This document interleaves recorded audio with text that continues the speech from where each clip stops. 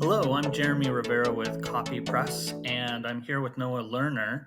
We're going to be talking about a range of random SEO topics from his experience, some things that's happening in the community. Should be exciting. Noah, why don't you go ahead and give yourself an introduction? Hey y'all, my name is Noah Lerner. I'm currently the Director of Innovation at Sterling Sky, probably the best local SEO agency in North America. I spend most of my time building internal tools for us to be more efficient and also some really cutting edge data visualization stuff utilizing local SEO data, which is a bit of a departure for me because historically I've worked a lot with Google Search Console data.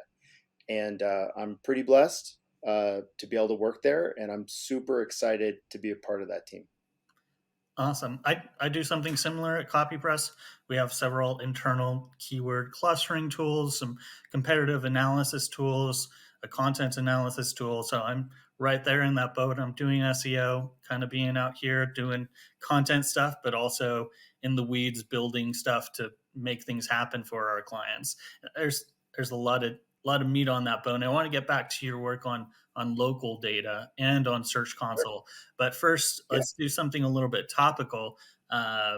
Well-known SEO figure A.J. Kohn yeah. just dropped a killer 8,000 word article that made me flash back to the first time that I read SEO by the Sea by Bill Slawski and Hmm. touching on some of the fundamental concepts behind Google and behind search. If you haven't read it yet, look up A.J. Kohn and his blog blind5yearold.com and give it a read. One of the things that jumps out to me is kind of the mentality of SEOs, I have to say, has been build content, build links, get rankings, and that's how search works. And Yeah. it's kind of a refreshing slap in the face because he reminds us that there's actually a incredibly deep technical pool of thought, consideration, and approach to what is search that just gets so glossed over with get more links and build better content that I think Hmm. we need to think about more. Hmm. Tell me more. Well, first of all, many of us remember as SEOs, if we've been SEO for a while, is the old controversy of does Google use click data or not? Do they use click Yeah, data or not? Yes, they absolutely do. No, they absolutely don't. And AJ, shared, several slides of information that came out from the Google antitrust lawsuit showing, yeah, they use it really heavily. And when you think yeah, about it, a lot of their statements make a lot more sense. And thinking about, okay, if they want to take user behavior information, there's only a limited number of signals that they can use in yeah. that piece. So you have a limited number of metrics, the only way to causally chain that together is to connect multiple users and then Hmm. create and understand patterns. And that's something that, uh, there's so many articles I've read recently that are really good, or really help you build better content or might help do better outreach. But this kind of thinking about SEO as and its impact, everybody got up in arms with the recent Verge hit piece on SEOs, where we were characterized, every single one of us, as a Lamborghini driving content goblin. Um, I only know one of those, by the way. I only know one SEO that owns a Lamborghini. I, and to be fair, there are And he's a nice guy. yeah, there are people who have made boatloads of money, and there's a lot of companies that have made a boatload of money. And when you Yeah, have, there's shady real estate agents. Why? Because there's a ton of money to be made, and you can take lots of shortcuts, and you can have deceptive practices and be all shiny and glitzy and sell stuff that is that really how it works? Like being an operator at that level, I I think certainly the Verge piece felt like a hit piece because that person only reflected three-fourths of the people. Thankfully, Lily Ray did get her time in the sun and gave some of her voice there, but I think even she got skewed and got played a little bit. And Yeah. but it comes back to a larger awareness in SEO about, hey, this is a new shiny industry. There are a Mm. lot of shady, crappy practices, and Yep. maybe that feeling that that writer had about the quality of Google Mm. wasn't entirely off. It was Mm. just a reflection, uh, casting blame on one particular group, SEOs. What was Yeah. your takeaway from what AJ wrote about? He had this term. I mean, this article is something like Goog enough, which Yes. is that Google search results have gone from a very high level of attempted quality under previous people who were heads of search. The Yeah. guy who ran search, whose name is escaping me, from 2001 to 2016, was responsible for tons of its growth. And then 2016 to 2020, I think, there was a guy named, oh no, there was a guy in the middle, a Yeah. guy who was short lived. And then another gentleman named Ben or Benedict Gomez uh, ran it from 2017 to 2020, and he was a long-term engineer that was a huge advocate for search quality. Yeah. And then from 2020 to now, and this is the part that most people don't know, the head of search is also the head of Google Ads. Yeah. That And makes sense. so that's takeaway number one. It's like, oh, so all this time that I've been thinking that they're really just trying to get more ad clicks, they have both systems, both products under one head, whose goal and OKRs, right, how he gets compensated, is probably driven by how much revenue ads bring in. And so what happens under our new head of search? The search results get really cluttered, and they get really cluttered with a number of different things. They get cluttered with product listings. They get cluttered in product listings in different places in the SERPs, product listings that are changing size, getting 30% taller. Um, what I see in my own practice as an SEO, I used to work a ton with local bike shops, and I was really familiar with the impact of shopping ads on search. And I was very familiar with like click through rates for bike shops. And what I saw in my own practice is that over time, our number one position rankings for big fat head terms went for went from like 20 to 30% down to less than 10% for position one in organic.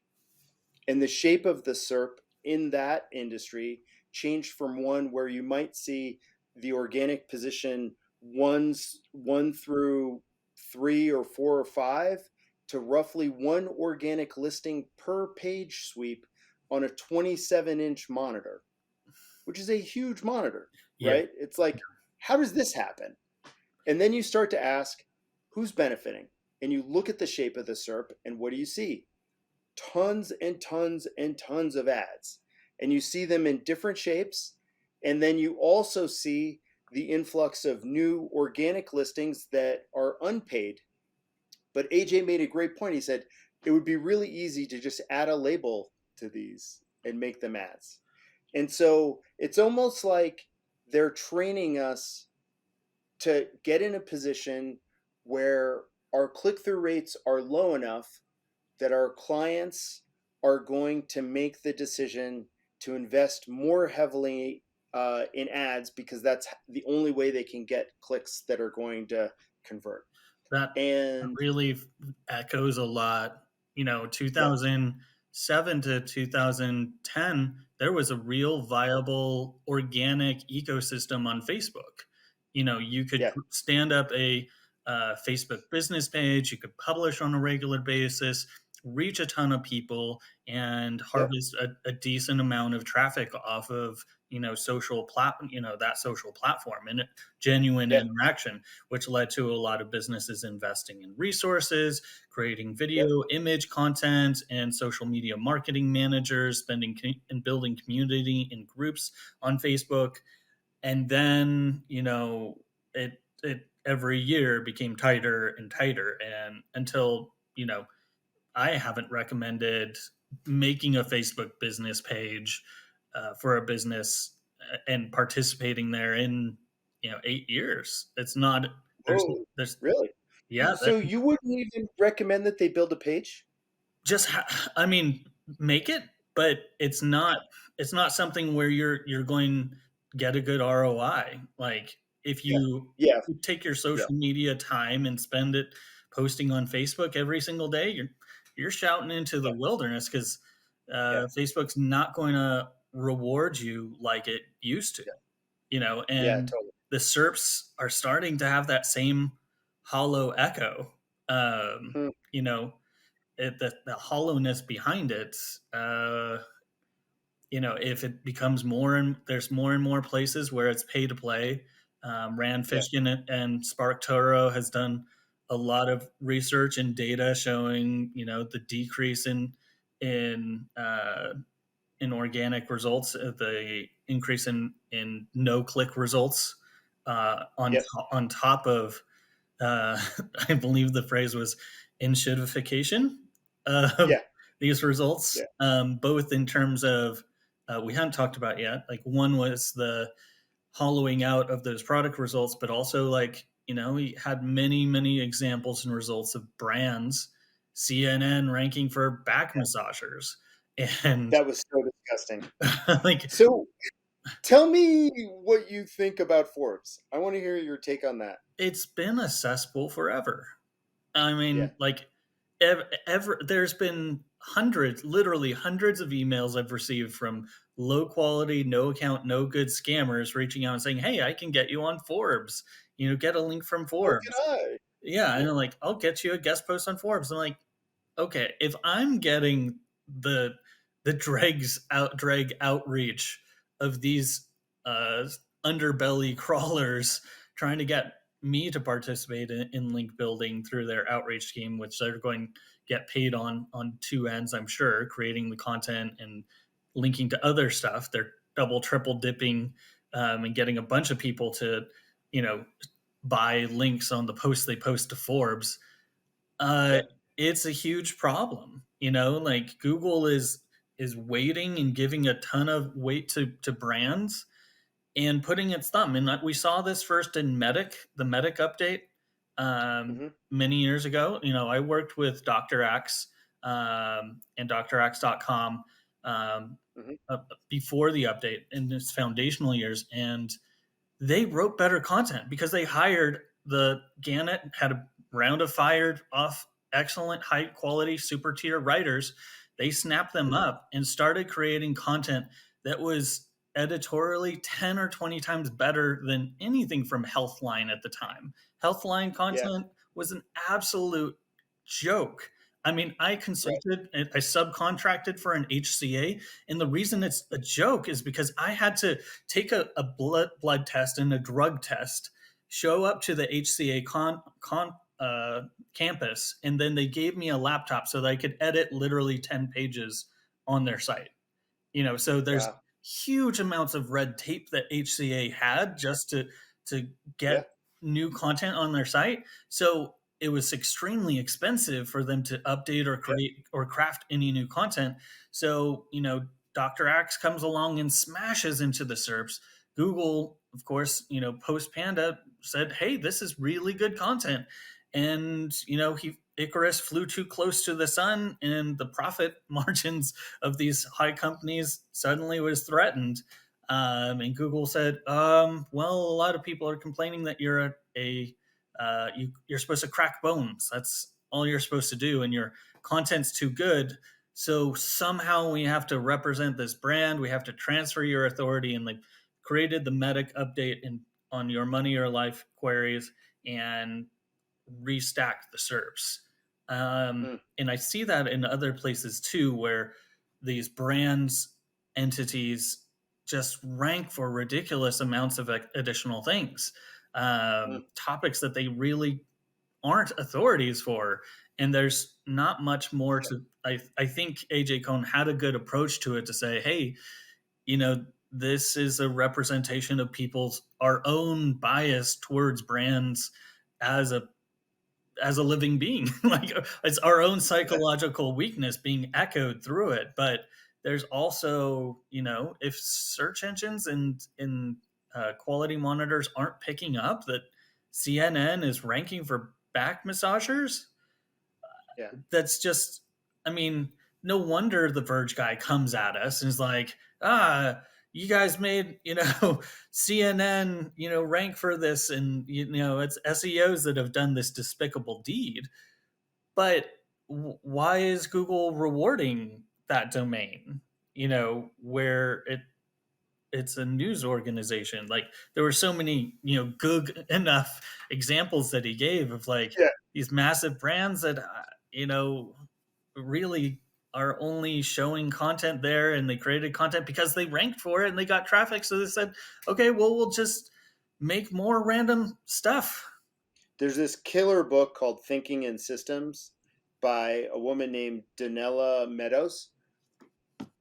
And this discussion reminds me of a discussion I had with my wife last night, which is about her experience selling really cool hand stitched felting stuff on Etsy. Mm-hmm.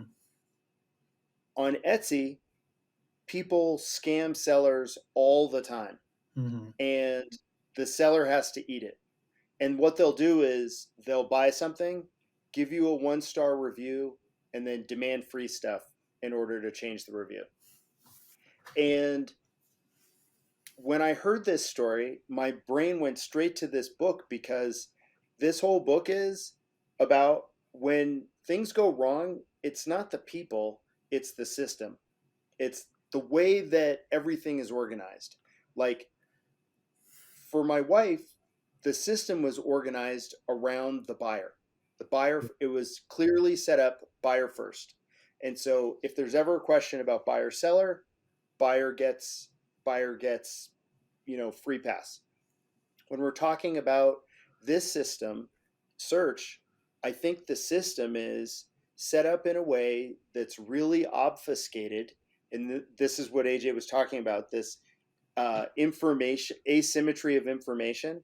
Mm-hmm. And it's like, if I'm competing against someone to build houses and the other person is a professional at building houses, their estimate's going to be way better than mine, and they're going to win that bid, and they're going to crush me if I try and break into that business, right? So that concept of information asymmetry is all over the place with SEO. We don't know all of the things that make Google work the way that it works. Mm-hmm. We don't know how automated it is, even though they tell us that it's all driven by algorithms, or if there are, as AJ would say, editorial decisions being made about what to feature. And then those editorial decisions sort of are incorporated into the different weightings of the algorithm to promote brands or to promote this or that, right? Yeah. Expertise, authoritativeness, etc. And so we also don't know, and conspiracy theory alert here, we don't really know how much of what Google does is just to push ad revenue. Yeah. I started to pay attention to algorithm updates. My question last night was to myself was like, I wonder how the timing of algo updates align with shopping little microbursts, and if the different changes in algo updates are timed to like correspond to when people are going to buy more stuff, thus perfect opportunity to change the SERP and add more ads to increase revenue. Or on any given day, how do we know what the shape of the SERP is all day long? And they could be making decisions to feature different information in different places in the SERP. Like, I know I'm wearing a nozzle t-shirt, but like, love it. I don't know if you've ever set up Nozzle to run daily or hourly, because the more often you look at the SERP for a specific query in a specific location, the more information you have about how little we know. And what I mean by that is the SERP changes all the time. There's experimentation all the time by Right. Google. They're moving things up and down, changing rankings. Rich results are shifting around in different positions. Sometimes ad blocks are moving in different places. And we as SEOs just jump in a search console and say, hey, my average position is. Big, huge problems with using Yeah, literally almost any data now out of Search yeah, Console, yeah, rather as of anything other than sticking your finger in the air and putting up in the air and say, "Huh, kind of coolish today." That's about as yeah. accurate as you should treat Search Console data. I see a Room couple. temperature. Yeah, it's a little, maybe a little bit chilly-isher. That's about Yeah. as accurate as you can be, because I have, I put out several tweets about this. My personal, SE Arcade project. I had a time period. It told me I had 241 tweets or 241 clicks, and in the table Mm, underneath, it gave me 13 descriptions of mm, what clicks I got. mm, Like mm. 3% of Right. actual click data. And then, people Yeah, are like, yeah, "Oh yeah, you can get more by using the Google API." Well, how many small business owners are going to know that and going to be able yeah, to use the API? And even if yeah, you get it out into, Looker Studio, yeah. it gave me 10 additional clicks Mm, worth of data. Um, mm. and then they're like, "Oh no, you got to use Google BigQuery and drop it out of that." That gave me another extra 10 clicks. So I got Yeah. about 23 clicks worth of data, a description of what's going on. And the irony is that most of my queries were about, is Google Search Console data accurate? That was my top ranking article, and I'm getting like nothing. I could just see the again conspiracy alert, joke alert. Uh, I could just see the engineers. Fuck that guy. He gets no No data. data for you. No, none at all. And I know you've written about this or talked about it. So what's your take on Search Console while I find my power cord? Huge fan. Believe it, let's agree to disagree. No, but what I think is that every organization has its unique challenges that they have to overcome. If they're small, they're competing against someone that has brand authority. If they're huge, they're spending, as Lily put it in a tweet the other day, like they're spending all year getting the red tape get out of the way so they can just like do title tag testing, Yeah. right? And so um, when I do SEO, I primarily start with Search Console data for the property that I'm working on. That's a property with age, and the reason why is that there's so much information there about how a business could accomplish its business goals that are not just like what content piece should I build next. There's information there that can sort of percolate down to all parts of the business. You'll see all the different ways that people talk about that entity that a business could be found for, all the different questions that people ask, all of the like craziness that happens. Like there was an engineering website that I was looking at Search Console data, and I built a tool that did something called and basically broke out search queries into ngrams, right? Mhm. And what was crazy about it is that this website broke my tool. And it broke the tool because it had queries in it that were 500 words long. And so, how many websites have you looked at data, any kind of educational website, by the way, or anything associated with any kind of testing? Like, people are basically taking tests, not knowing the answer to a question, putting the super long word completion question into the search, and then getting an answer and then completing their online test. That's what we came up with that. But bottom line, there's always opportunities that are uncovered, and the way that I think about Search Console is it's sort of like how Buddhists think about this concept of truth, where imagine truth as being a broomstick, and you can put your hand at the bottom of the broomstick, and each time you stack your hands and go higher and higher, you're going closer and closer to truth. But this broomstick is never ending. It's infinitely tall. And so you can always get closer and closer to it, but you're never going to get quite there. And so for me, it's not is Search Console garbage. It's what else am I going to use? Like, am I going to use third-party data? That's even worse. So there are huge problems with third-party data in a couple Yeah, of categories. One is, they are automatically crawling and and pinging Google constantly to sure, grab these rankings, and they can only do that to a certain extent, which is sure. predetermined, or based off of the rank tracking that they're already doing out of their database. So they're only ever going to really have a limited amount of keywords that they're grabbing ranking for to start with. And then they're also relying on Google's search volume information data from the Google AdWords API, which is, again, Google communicating information out to us through this API. We buy it up, and people are treating it as if it's gospel truth of Sure. on a couple of levels, like, oh, there's And a search. those numbers percolate into tons and tons of third-party tools that people aren't aware of. Yes, absolutely. Those search volume data go freaking Yeah, everywhere, but they're so there's three or four trees of 4 or 5, 6, 7, 8, 9, 10 keywords that have the same volume. That's not yeah, true. They don't have the same volume. They've right. just been lumped together Yeah. in the API, and so that's what we have. So let's say you log into an AdWords account, and that AdWords account is not live, it's not running campaigns, and you go into the keyword, what is it called? Keyword Explorer? I The forgot. keyword planner, yeah. You jump into Keyword Planner and you throw in your target head term, and it builds out all those, it can do up to like 10,000 keywords, and it shows you search volume.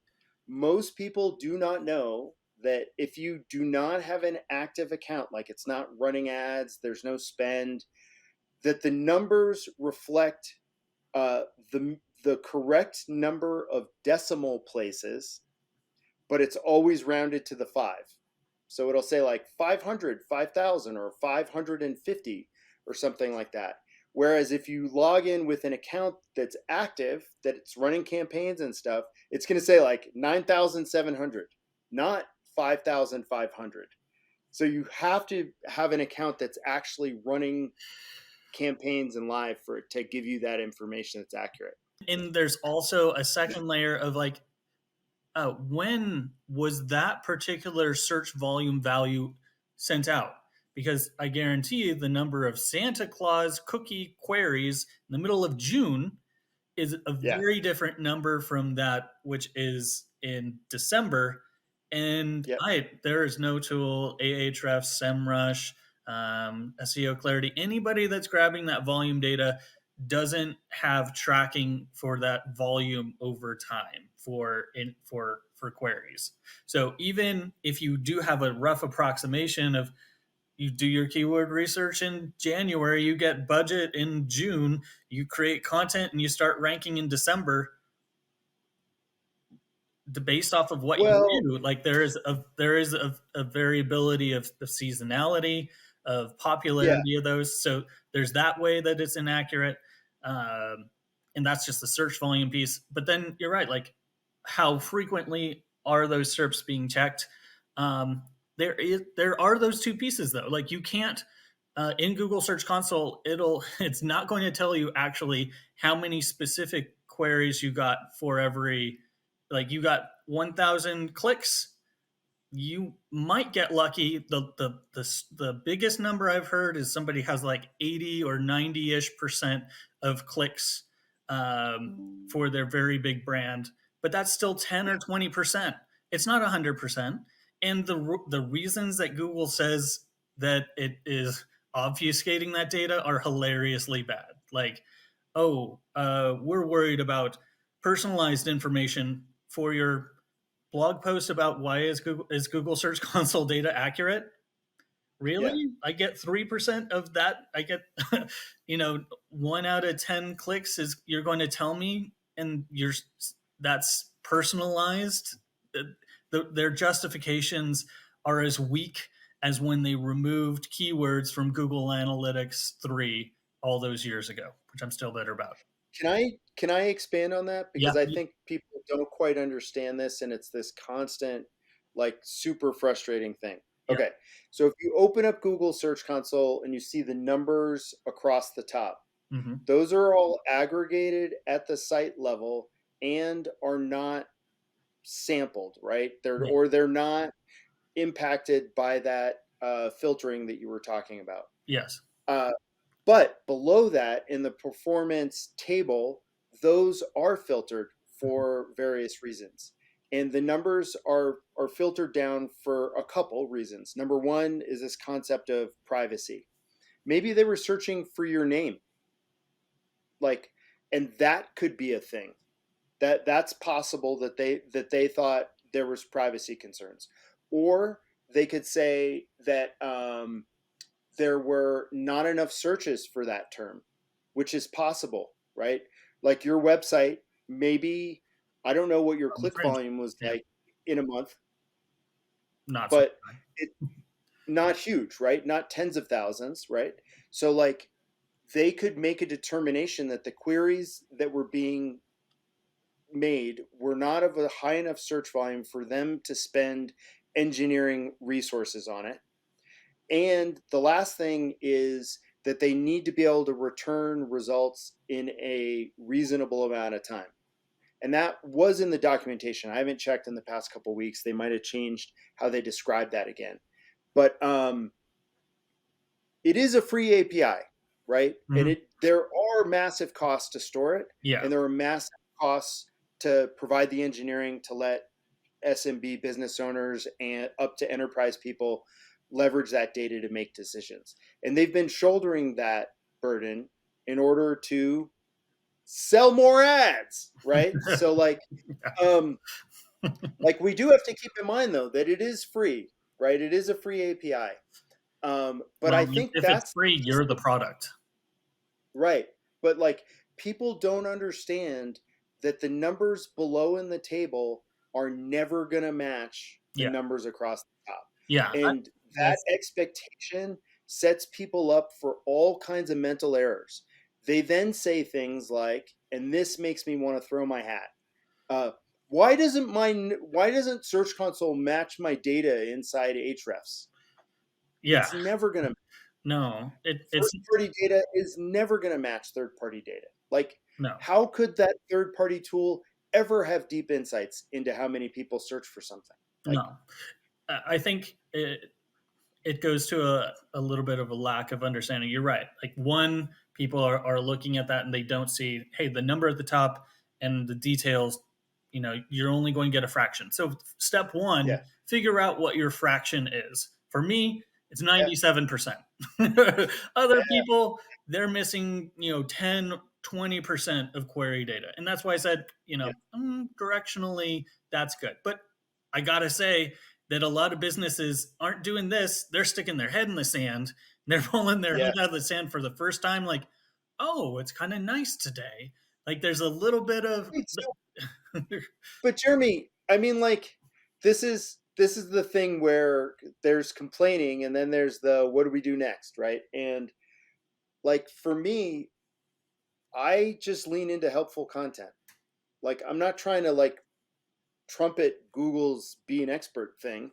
But I have always tried to build content that helps users because my sense is that that's going to lead to conversions yeah, and that the website that's more helpful has clearer information about return policies. yeah. Um, It's about headspace. I think so many SEOs don't go into Search Console, don't talk to their clients.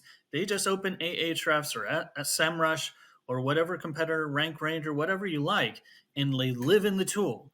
And they get a keyword list, they sort the keyword list, they ooh, plan off the keyword 50,000 list, clicks a and month. and and, Ooh, I and like that, all sir. of their math is based solely off of just that data point. And Yeah. it's what you end up doing is you chasing, it's Ouroboros. It's the snake eating its tail, because you're just going to create similar content to all of those other competitors. you know, you use a keyword gap analysis. Yes. Figure out what the difference is between you and your competitor that they're ranking for, but don't use it to make the same content as the competitor. What are both of you missing? What's the gap between you? Yes, maybe 1 out of 10 articles grab like the really juicy stuff that you missed, the really high value stuff from the competitor, but that shouldn't be 90% of your strategy. That shouldn't be even 50% of the content you create. Yes. And recognize that whatever information you're using to make those decisions is directional at best. Yes. Like, Yeah, like get people getting it's down coming how from a much third search party volume, tool. which I have to say is a conflict, because I've worked for CEOs, CFOs, CMOs, and I said, Yeah. "Hey, we need to create a bunch of new content to compete in this space." And they're like, "Great, grab all of the search volume data, crunch the numbers, and show me how much additional volume over the year we could gain if we created 50 additional articles on this." And I was like,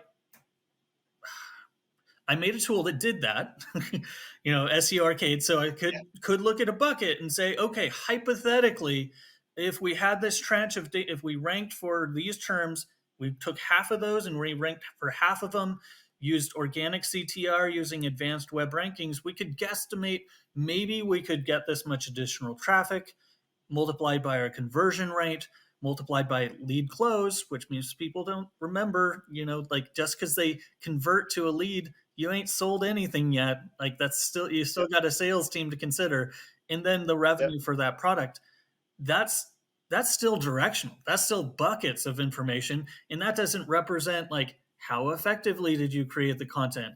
Is that content like when you push it out, is it going to be found on Google Discover and then drop off, or is it going to rank organically better over a year, because a lot of pieces take a year to become ranked number one. So which way is that curve going to go? So it's like so many variables, and the director of content and CEO wants numbers and hard numbers, and not directional. So how do you balance those two, of trying to give an estimate of some sort of ROI based off of 15 3 layers of numbers and data that's kind of rough guesses, could maybe get you the budget better than X? How do you approach that argument? Well, before I answer that question, can I ask you a quick question? Sure. Did those exercises set you up for this discussion down the road? You told me, did you set expectations? And did those expectations get turned into like uh, a weapon against you down the road based on performance down the road? Several times, yeah. Like Yeah. the more concrete you get and the more defined you get, you're treated as uh like the fortune teller in old Bible stories, where they made a prophecy and they didn't like the prophecy, so what did they do? They killed the prophet. Yeah. So, like, my biggest feeling about all of this is that it feels a lot like trying to forecast the weather 9 months in advance. And good luck, right? If I want to do what today is November 9th, if I wanted to forecast the weather for April 12th of next year and be accurate, no way in heck. And the reason why is that there are so many variables, including luck. You've Right. got competitors. There's 10 Yeah. other people. There's 10 other people on the first page. That doesn't even Yep. countenance for a high volume query. You might Yep. have 100 or more people creating similar content organically, or heck, CNN might decide to write about Yeah. your Yep. your niche, and all of a sudden now you got a national brand level entity taking the number one SERP. What you gonna do? So you can tell I don't do forecasting, right? Yeah. Based on my answer, Yeah. because I don't think it's an efficient use of time. And the reason why is I focus on what I think consumers are their problems, and I try and create helpful content around that. And I set expectations as low as I can with clients in terms of like, oh, how fast am I going to rank? How quickly is this going to happen? How much money am I going to make? How quickly with X or Y? I know that I don't work all the time in enterprise, really, right? So like enterprise, they want 4 quadrants, and in terms of like information to make decisions, they want very simple argumentation about why they should spend money on something, and you have to build a case for support and all of that. And that just hasn't been my experience. But what I have been able to do is I show my clients the SERPs, and I show them who's winning, and then I go to their resource library. A great example of this is evo.com, and they do a ton in like the bike and ski space. And if you go look in their content library, you're going to see like 300 articles. It's going to be size guides for every brand boot, size guides for every ski. They're going to show how to wax skis, how to like sell shoes, how to pick pants, how to pick this, how to pick that. And I show the clients, say, look, this is what we're up against. We're up against large marketing teams that are spending budget and they're spending time and energy in order to win. And for us to compete with them, this is what it's going to take. And with our budget where we're spinning out 3 or 4 articles per month, it's going to take a lot of time to get there. And so expectations are not realistic if we're expecting to get from $50,000 a year to $1 million worth of revenue online in a year. It's going to take 3 or 4 or 5 or 6 or 7 years of dedicated effort over time with a well-oiled machine. It's going to take inventory that's accurate in the back end. It's going to take content that talks about all of the key brands, all of the product launches, all of the categories, all of the best sellers. And then it's going to need to sort of start at top of the funnel, middle of the funnel, at the decision point, post purchase, and Yeah. it's also going to have to be integrated within advertising campaign around shopping ads and remarketing. And you're going to have to spend money over time, and over time we're going to see improvement. And that strategy, when I was running bike shop SEO, that led to 60% growth on average for all the clients that I worked with. And that's how I dealt with it. I don't talk about rankings. I don't talk about anything other than revenue, because I do e-commerce, right? Yeah. I just focus on them making money because that's what they care about. I talk about revenue and revenue growth. Is there any conversation you have about like the soft benefits of SEO? Because there's Yeah. been a couple of projects where I've worked on and I pointed out, hey, you know what?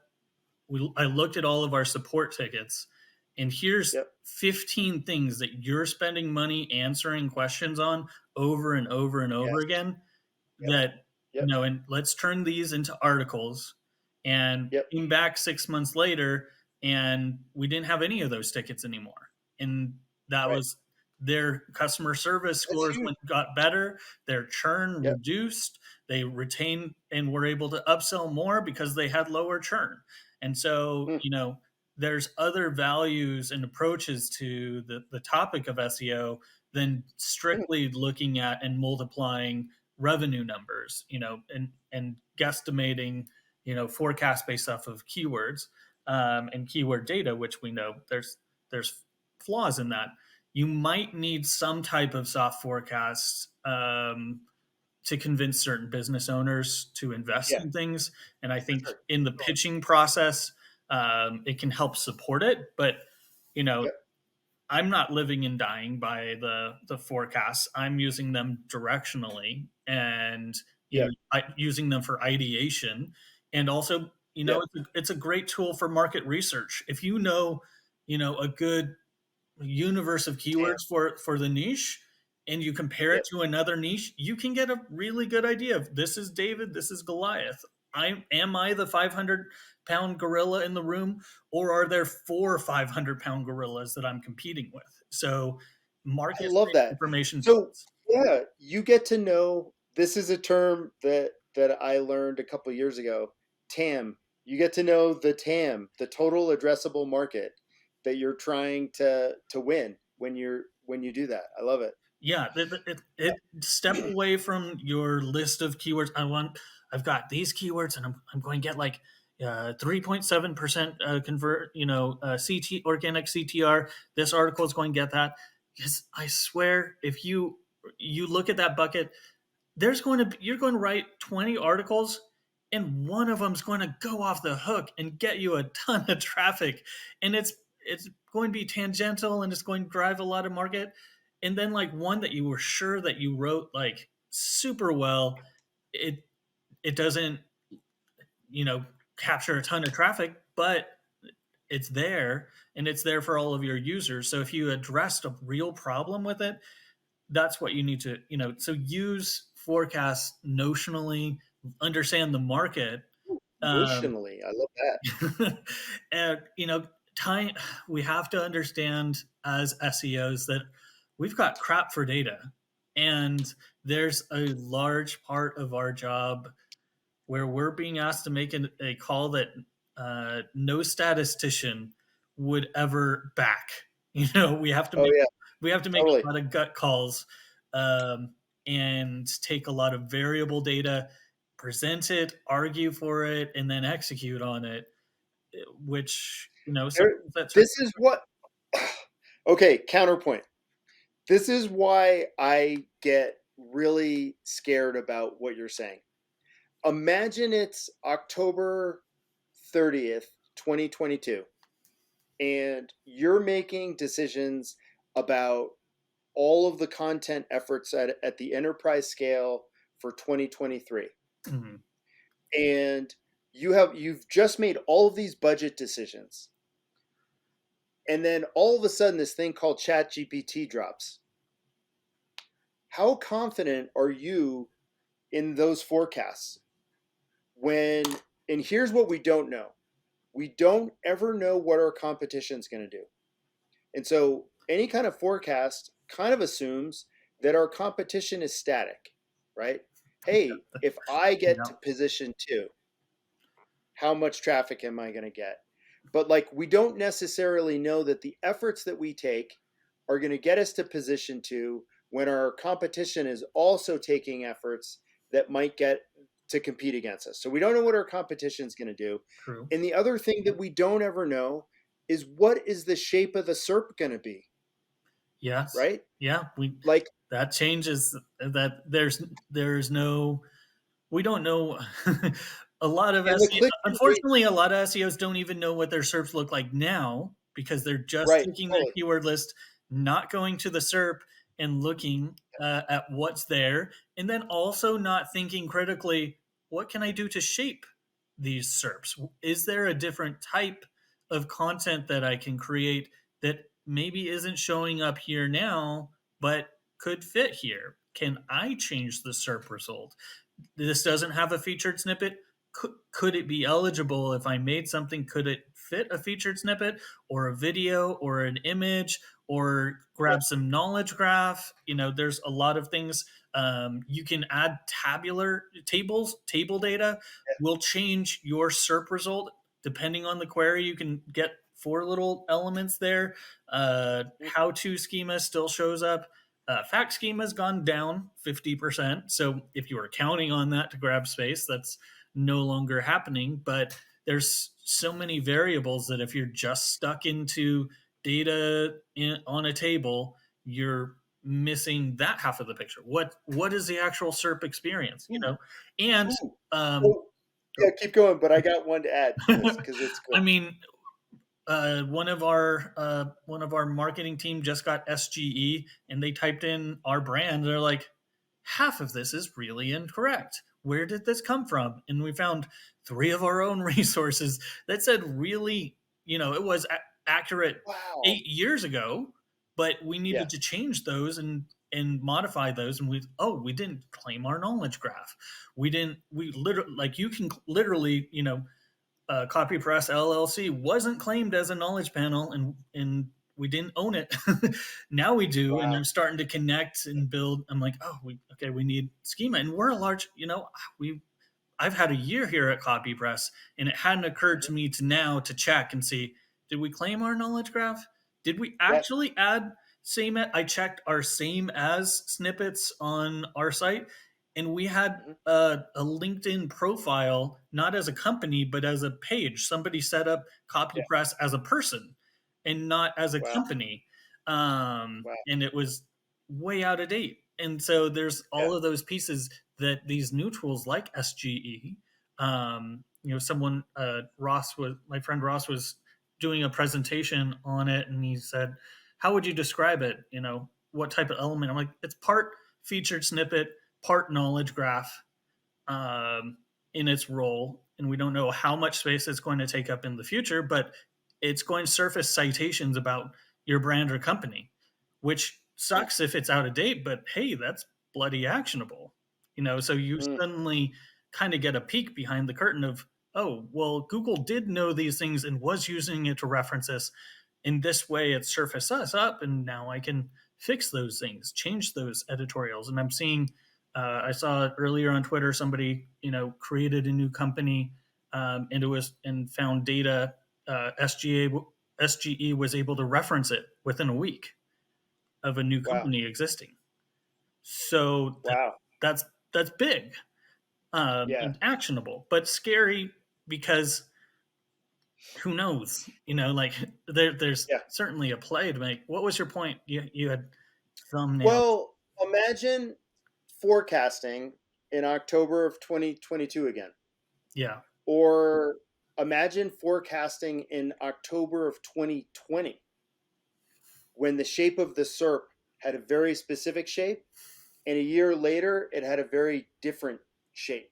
And yeah, what I mean by that is that the placement of rich results, placement and size of ad blocks, and all that stuff, yeah, where you made your decisions based on what you perceived your click through rates were going to be in one point in time. And then based on how the SERP shape was changing, your click through rates dropped 30% yeah, or something to that effect. yeah. Does that make you stop doing your efforts because your ROI is going to change?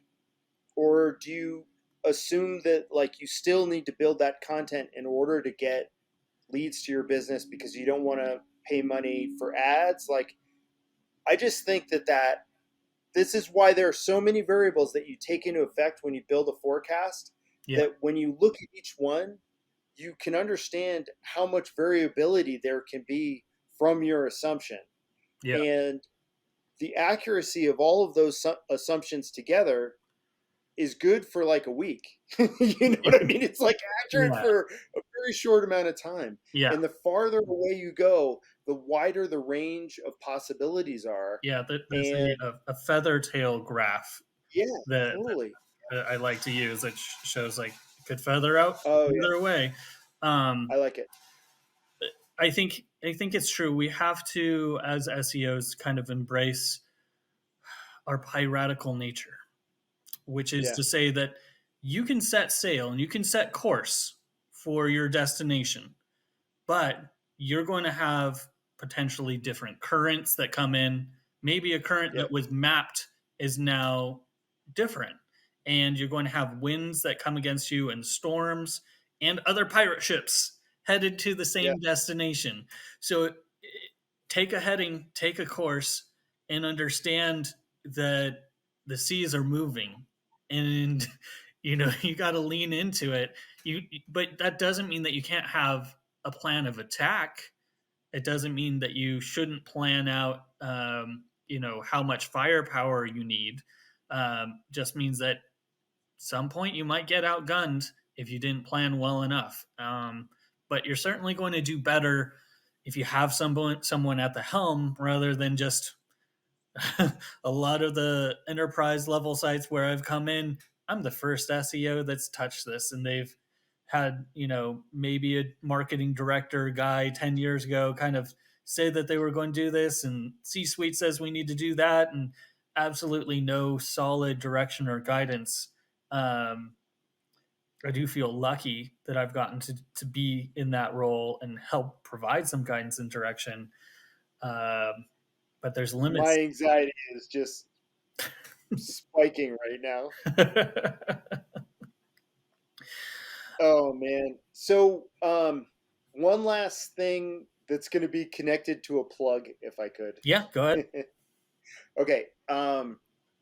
Let's see. So one thing that A.J. Kohn talked about that really grabbed my attention was this concept of the dark forest. Yeah, why And don't you give a quick description of that dark forest? yeah, like the dark forest is kind of like as users become less enthralled with digital platforms, whether it be Twitter, Facebook, Google search, whatever, they start to retreat into their cozy spaces. And those are found in places like Slack and in Discord, uh, anywhere, right? There can be these different private communities. Yeah. And I noticed in my own behavior that I'm doing that. And big time. Like I founded a Slack community a bunch of years ago in 2019 called Agency Automators. And the goal of that was to have a place where we could talk about automation, right? Yeah. And then when Twitter was bought by Elon Musk, I really tried to figure out what was next. Where were all of us SEOs going to be together? And there were all these new platforms that came out. I noticed a lot of SEOs were doing a lot more on LinkedIn, but none of that really felt like me. And I Mhm. founded a Slack community, which is called the SEO community. And there are now, because we joined those two communities together, there are over 1,800 SEOs in it. It's free. It's filled with a lot of the smartest people working in SEO. And I'm hopeful that you can share a link to that in the show notes for this so Totally. that folks can come join because I think that they're going to find that there's a massive amount of value there. Um, you joined. I mean, are Yeah. you finding it to be useful in your own practice? Yeah, I have I have about 7 SEO Slack communities that I've joined.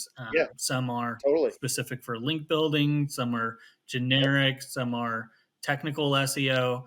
And yeah, they're definitely for me. I still am haunting the forest, and there's still Yep. value, even though trees get keep getting chopped down. Now we don't Yep. have title and headlines on links that we share. And I'm sure next week Elon Musk will make another terrible decision or make Yep. some outrageous statement and make it even less hospitable. It'll be terrible. I'm still going to hang out there because like I still have 6,000 or so people following me. There's enough I invested feel there. I'm going. yeah. I'm going to stay. It's always going to be Twitter to me. Yeah. I'm going to be there. Yeah. But when I, as much as I'm going to be there, I've found a lot of value in a lot of conversations off of out of the forest. You know, deeper down Yeah. on those levels in the dark web, and you know, there's no analytics tracking for traffic from Slack conversation from Slack Ooh. communities. I think Arnout Hellemans has an article about tracking Slack or just dark traffic generally. Yeah. I think he has a an article on. I think his website is like onlinemarketthink.com, and maybe we can find a link for an article for that. But he gave a presentation in 22, I believe, that showed how to actually track dark traffic. Um, Yeah, I'll dig that up. It's also worth considering for your brand. yeah. Do you create a community where your Yes. clients can gather? Do they want to do that? Would they trust your auspices for that? Because that's why Moz was so successful in its early days compared to Raven Tools, which eventually lost its Yep. clout and following because we didn't nurture a community. We didn't have a place where people could hang out and be familiar and share problems and questions and get them answered. So maybe it's a Yep. question for brand for that SEO to propose to brands. Hey, search in your site might be a surface level, but is there a deeper level of community that might be worth investing, or is Yep. it about finding in those in going past the forest deep into the roots and finding where are those conversations? Reddit is notoriously helpful and unhelpful for that, because if you try and go and shill your stuff on Reddit, you can Oh yeah, you're done. you can Yeah, easily get spiked into the ground. But I've also seen it done quite handily. Some brands have navigated the Reddit "I hate advertisement" conundrum really well, yeah, and gotten stuff out of it. So it's worth considering. If you're optimizing for search, maybe that search is the search of users for community, and finding where those honest conversations are in your industry. Are they anywhere online where you can earnestly contribute? Can you create a space for that conversation? Can you tap into it, participate it, or just be aware of Mm. Dude, this has been a total hoot. it? You and I don't think we've ever talked in person, and one of my big disappointments, I think you were at MozCon, and you and I really wanted to bump into you there, and we didn't get a chance to talk. Yeah, Sure. two ships passing in the night. Yeah. But I was swamped. I mean, I was that talk that I gave, I've never had an experience like that where people were like walking up to me the whole time, and I'd see all my pals and I'd be like, "Eh," I, like, I love speaking. I've only hit a couple of stages. I've done couple of small conferences here. I know you're on the speaker circuit. I've There's people I know who would rather shoot themselves in the face with rock salt twice yeah, before getting on yeah, stage. I find it fun and yeah, terrifying, and conferences are fascinating to me because there's always a good amount of valuable information that gets put out on stage. But would you agree yeah, that half of the conference is after party and talking and people sharing real world details about their pet projects, what their passions are? You get some weird conversations, and but I find every time I've gone to a conference, I've learned more in the conversations in the hall or at the parties afterwards about what's really going on in SEO in brands, because there's only a certain amount of public data that you can share yeah, about totally. X, Y, or Z. So Yeah, anything you do present kind of has to be for everybody and can't yeah, reveal any of those secrets where you might find the right person to talk to that can unlock a door, unlock an idea, or solve a problem for you in a really cool way. But when you get up on stage, is there any particular approach you take to that helps you overcome that yeah. anxiety or thought behind? Oh yeah, totally. Okay, I'm gonna answer the other question too, though, which is, what's the ratio of knowledge gleaned from, like being in the audience versus networking and Yeah, chatting? yeah, yeah, Um, Early in my career, I got a ton out of what's happening on stage. I would say that it's probably 70% value is out of the people and friends and relationships that I make at conferences. And I think that people who don't do that are missing a huge opportunity. Like, I've had to make career changes, right? And I made one recently because I was suffering from anxiety and I needed to have like a different kind of work life balance. And the process of going through and finding my way to Sterling Sky was made um, really easy or manageable because I had put so much time into building relationships and helping other people. And that's the cornerstone of everything when you're trying to like make your way in life, is help as many people as you can, because when you do that, you will notice that you get back multiples of what you give. And so like the networking piece is so critical. But in terms of speaking and making that easier, a lot of it is learning how to deal with anxiety and understanding where it comes from, why it's happening, and how to move past it. And everybody's got to kind of walk that road themselves.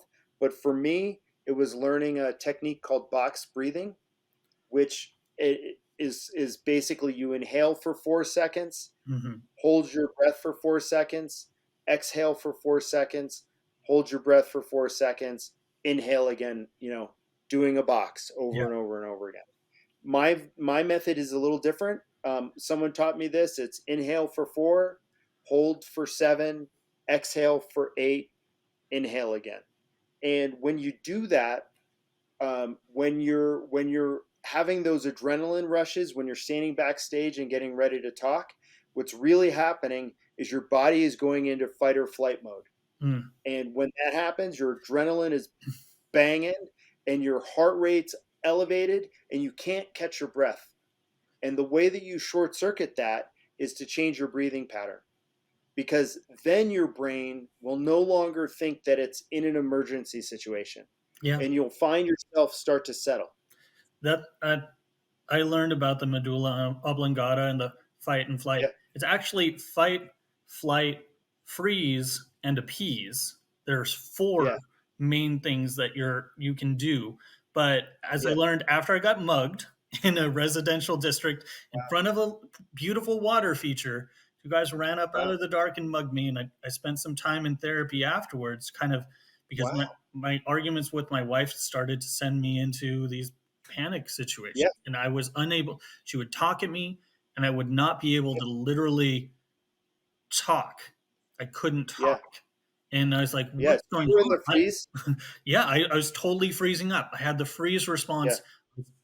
I was getting triggered, and I had to realize, yeah, okay, when that happens, when your medulla oblongata is in charge, you don't have access to yeah, your higher logic, your reasoning, yeah, your higher functions.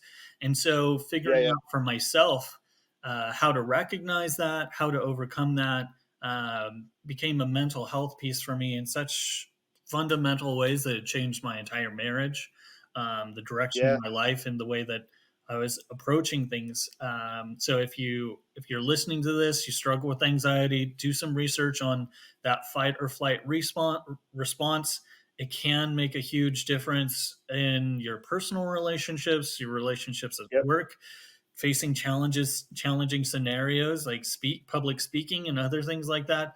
yep, Certainly, box breathing, I've heard of that too. And there's yep, multiple different ways, but it's just kind of interesting that it's this meat bag in our head, that sometimes that foundation, the numbers, understanding all of the variables, looking at the SERPs, none of that's going to happen if you're locked up because you're freaked out. I've got an audit due and I need to do it. And oh my gosh, I've been doing this 14 years and I don't know how to start this audit. And it's due tomorrow because I put it off to this point. Like I've struggled with imposter syndrome, was as preposterous as 15 years in SEO. Like I've done it. Ooh.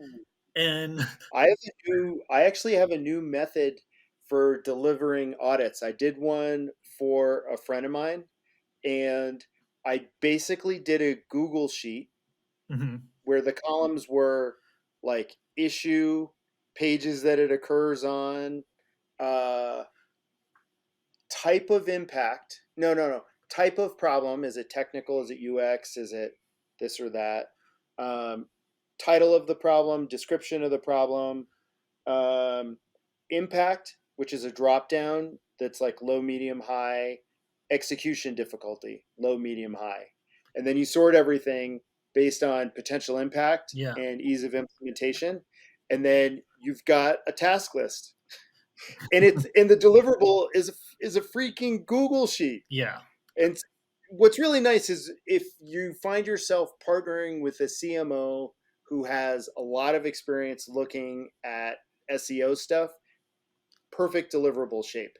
yeah, And they like it because it saves them budget. The time that's necessary for me to like, this is why robots.txt is important.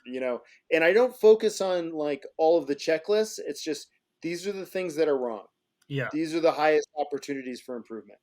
And I love that because people want to know how to get to that next stage, I think. Yeah, I did Uh, my most recent audit. It was a small one, just 5 hours, but I literally made an Asana checklist and I just added things to an Asana board. This needs to be done. These are the subtasks underneath it to complete that bigger thing.